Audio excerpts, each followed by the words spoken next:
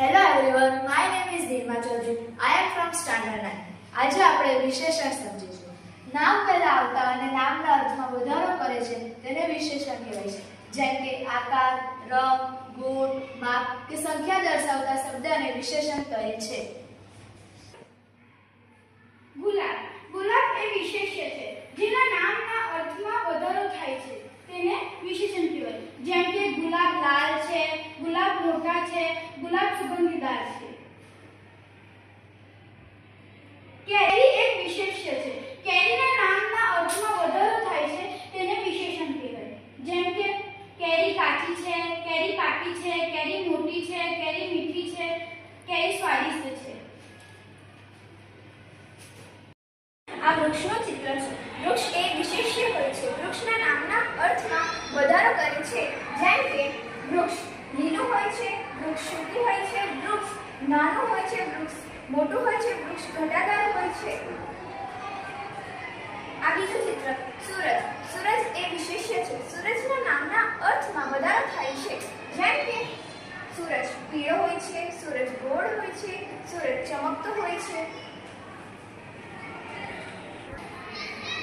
આ રંગો છે.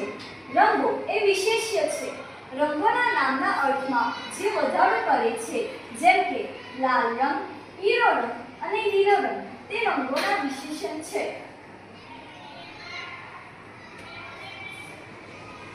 આ ફળો છે. ફળો એક વિશેષ્ય છે.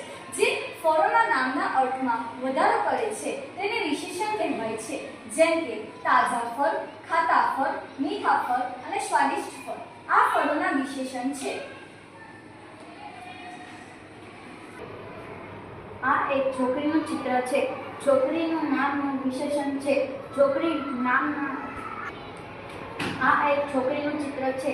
છોકરીનું નામનું વિશેષ્ય છે. છોકરીના નામના અર્થમાં વધારો થાય છે તેને વિશેષ્ય કહેવાય છે. આ એક છોકરીનું ચિત્ર છે. છોકરીના નામના અર્થમાં વધારો થાય છે તેને વિશેષ્ય કહેવાય છે.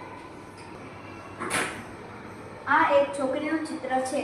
છોકરીના નામમાં અર્થમાં વધારો થાય છે તેને વિશેષણ કહેવાય છે. જેમ કે છોકરી સુંદર છે, પ્રેમાળ છે, શાંત છે, સારી છે અને શરમાય છે.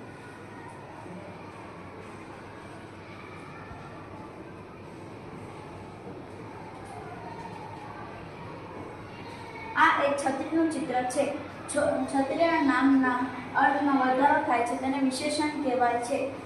જેમ કે છત્રી મોટી છે, નાની છે, ભીની છે, સૂકી છે અને રંગબેરંગી છે.